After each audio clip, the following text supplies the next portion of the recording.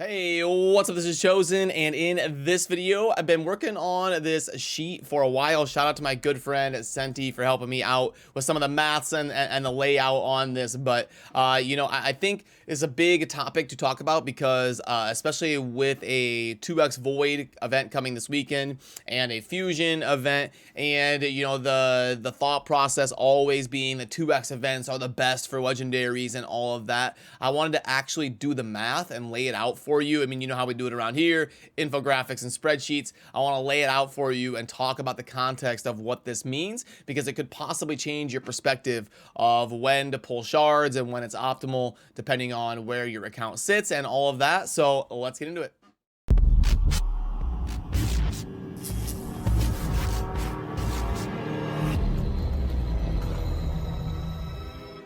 Alrighty, so let's go ahead and zoom in a little bit. Let's pop out of the studio for a little bit to make this bigger. I know there's a lot of numbers on the screen, and I know it can get a little bit confusing. So I'll try my best to kind of walk you through the main talking points of the summoning math here as we go.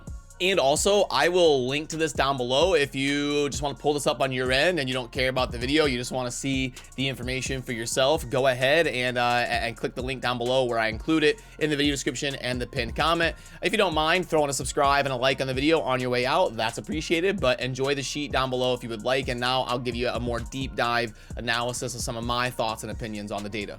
So what the sheet kind of does is it lays it out, your odds of pulling a legendary on this specific shard. So you can see odds of a legendary on, odds of first Lego on this shard. And this is assuming that your Mercy has just reset. So like your first shard, the odds of it being a legendary, and it kind of rounds off. I mean, this would go like 7 decimal places deep because it does change a little bit every single shard. But that's why a couple of them still say 0.50. It's because we're not going like 7 decimals deep. But you can see how it slowly, and the reason it goes from like 0.5 to 0.44 is because your odds of getting a legendary in these first kind of 25 shards has affected that a little bit of it being this specific shard. And then it's color coded here to show when you are hot and guaranteed to get a legendary on sacreds.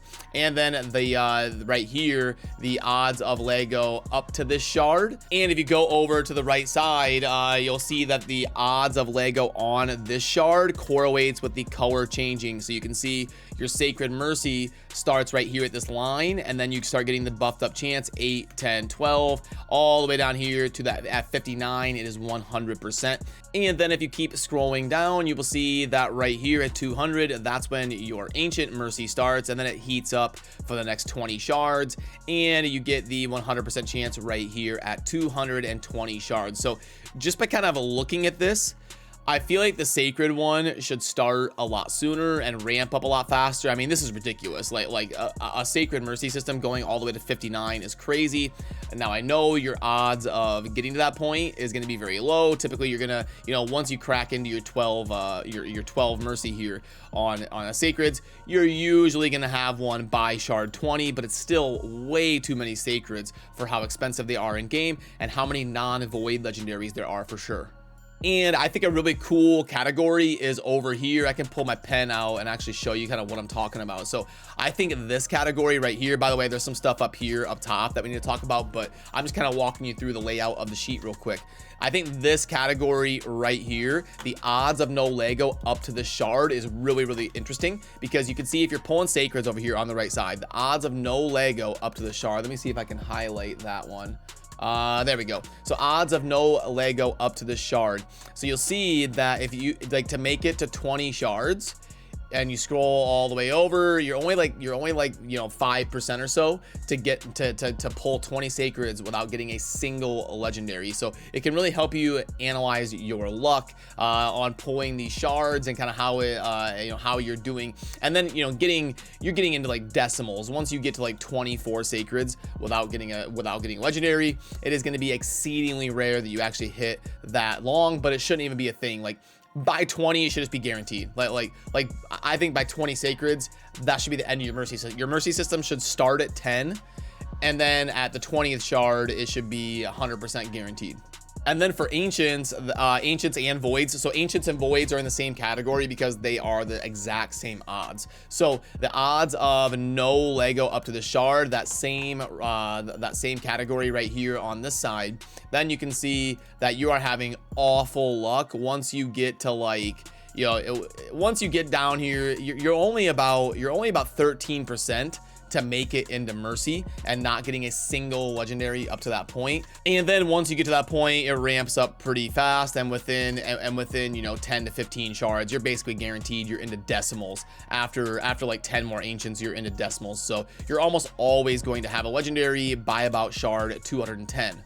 And obviously, you know, the odds of first legendary on this shard, it's going to be the biggest from like 201 down to like 210, and that range is going to be where you pull most of your legendaries in terms of like shard specific.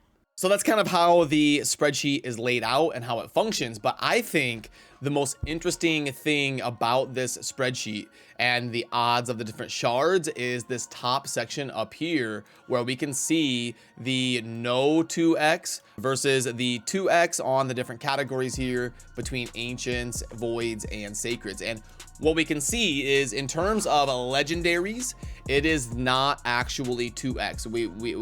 We all think that it's double the chance of getting a legendary, so it's literally just twice the bonus, but it's not. And the reason it's not is because, you know, where they get you on this is not affecting the mercy system. So like, yes, your typical mercy system during normal ancient events is 200 shards.